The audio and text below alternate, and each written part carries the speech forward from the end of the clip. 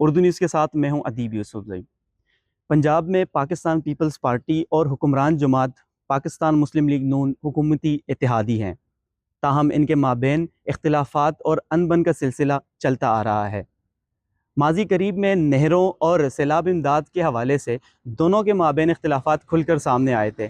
یہ اختلافات اس وقت لاہور پہنچ چکے ہیں۔ لاہور میں پاکستان پیپلز پارٹی کی تمام تر سیاسی سرگرمیوں کا مرکز یہ بلاول ہاؤس ہے۔ یہاں پہ تمام تر سرگرمیاں ہوتی ہیں اور اس کے علاوہ سیاسی حکمت عملی بھی یہاں پہ طے ہوتی ہے۔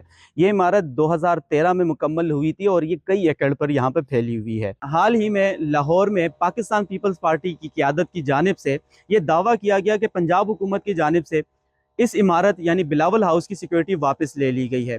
اسی ضمن میں ہم نے دیکھا کہ پاکستان پیپلز پارٹی لاہور کے جنرل سیکرٹری جمیل منچ اور سینئر نائب صدر چودھری یاس سمیت دیگر قیادت نے اس عمارت کی سیکیورٹی سنبھالتے ہوئے یہ کہا کہ ہمیں سیکیورٹی کی کوئی ضرورت نہیں ہے۔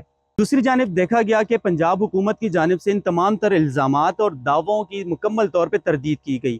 وزیر اطلاعات پنجاب عظمہ بخاری اور اس کے علاوہ سینئر وزیر مریم اورنگزیب کی جانب سے باقاعدہ طور پہ کہا گیا کہ سیکیورٹی معمول کے مطابق موجود ہے اور تمام تر الزامات اور دعوے درست نہیں ہیں۔ اسی طرح لاہور پولیس کے ترجمان کی جانب سے بھی فوٹیج جاری کی گئی جس میں سیکیورٹی اہلکار یہاں پہ موجود تھے اور اپنی ڈیوٹی انجام دے رہے تھے۔